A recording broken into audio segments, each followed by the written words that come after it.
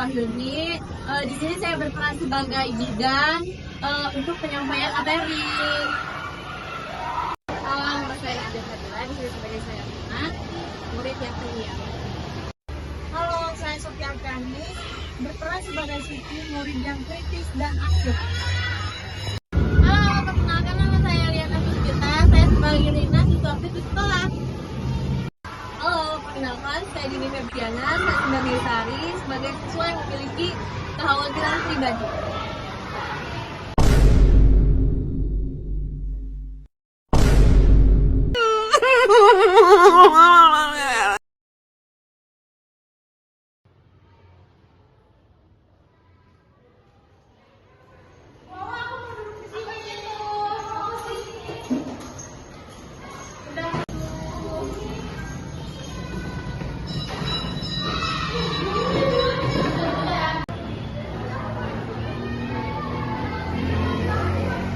Lagi pada ngapain nih?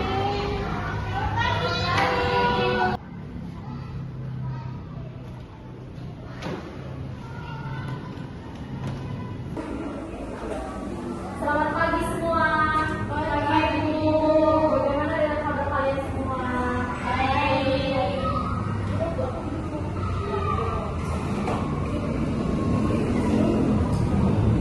Sebelumnya kalian udah tahu belum isu yang ada di era sekarang? Belum. Apa itu? Kita bahas ya. Di sini saya dengan Bidan Sofi. Di sini saya akan menjelaskan sedikit persis kayak penyuluhan itu gak ada bedanya sih, penyuluhan aja ya, tentang kesehatan reproduksi pada remaja. Mungkin kalian juga udah belajar belum sama guru-guru kalian di sini? Belum Ibu. Ya kalau belum kita bahas ya. Nggak lama kok, paling saya minta waktu kurang lebih 30 menit atau banyak 30 menit. Baik, Ibu. Kesehatan reproduksi. Kesehatan reproduksi mencakup banyak aspek, termasuk kesehatan fisik, emosional, dan hubungan sosial. Ini penting untuk mempersiapkan kalian menghadapi masa depan.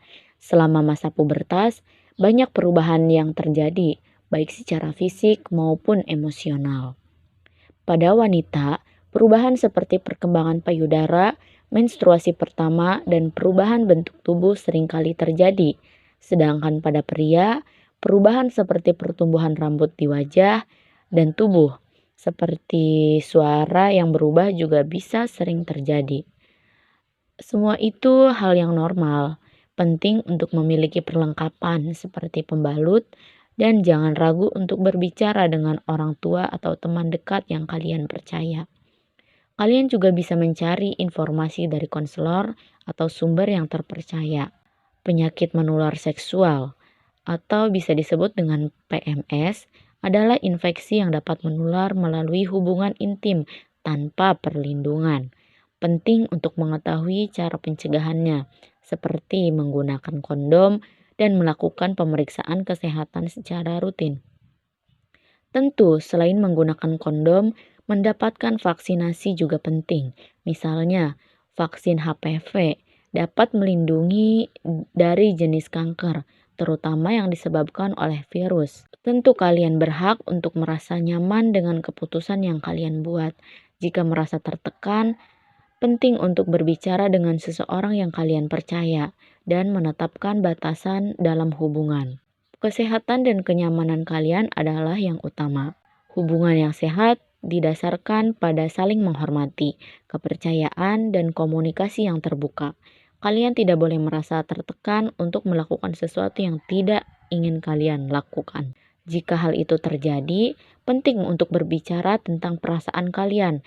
Jika pasangan tidak mendengarkan atau tidak menghargai batasan kalian, itu tanda bahwa hubungan tersebut tidak sehat. Jangan takut untuk berbicara tentang perasaan dan harapan kalian dalam hubungan.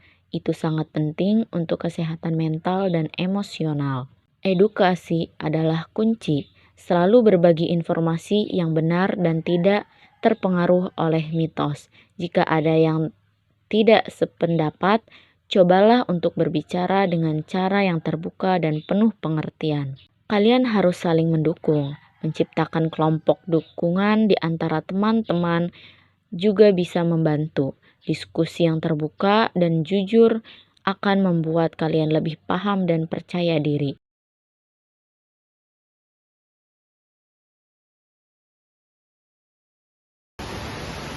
Baik, dari sini apakah ada yang ingin bertanya? Apa ya Bu? Ya, tentu saja ya Bu. Apa saja sih perubahan yang terjadi Bu? Baik, pertanyaan tadi pertanyaan yang bagus ya. Saya izin menjawab. Itu pada wanita itu berkembangnya pada payudara, menstruasi yang normal. Bagaimana tadi pertanyaan dan jawabannya, Rina? Apakah sudah terjawab? Sudah Ibu, terima kasih. Baik, apakah ada yang ingin ditanyakan kembali? Ini bertanya Ibu. Baik, silakan mau bertanya apa? Saya merasa cemas tentang menstruasi. Apa yang saya lakukan? Saya tidak tahu cara menanganinya, Bu. Izin menjawab ya untuk pertanyaan yang tadi itu hal yang normal ya, karena perempuan itu wajib menutup pembalut karena itu hal yang normal. Pokoknya nanti kamu sering-sering searching di Google atau di internet dimanapun itu tentang kesehatan reproduksi. Baik, apakah dari pertanyaan yang tadi sudah terjawab dengan paham? Terima kasih. Baik, apakah ada yang ingin ditanyakan kembali? Saya mau bertanya Ibu. Jadi saya pernah mendengar tentang penyakit menular seksual Ibu. Apa yang harus kita ketahui tentang itu?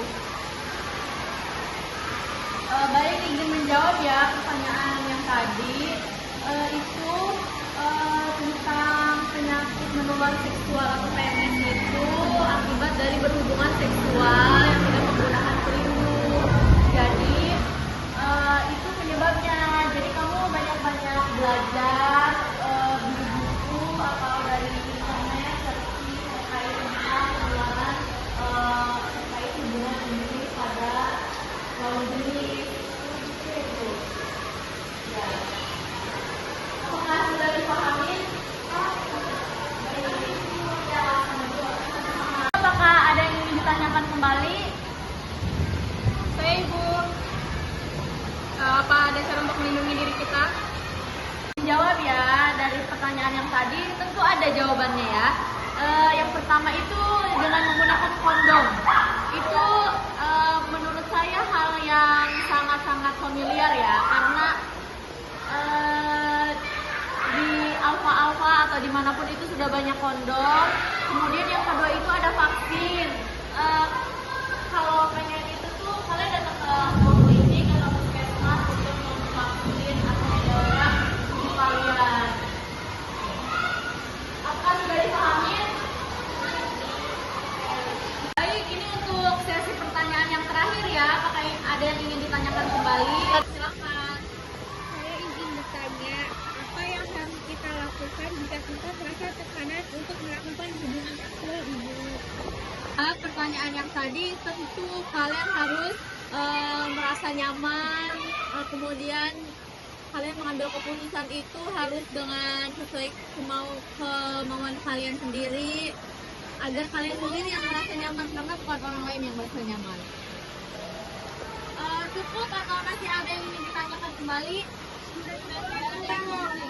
Baik,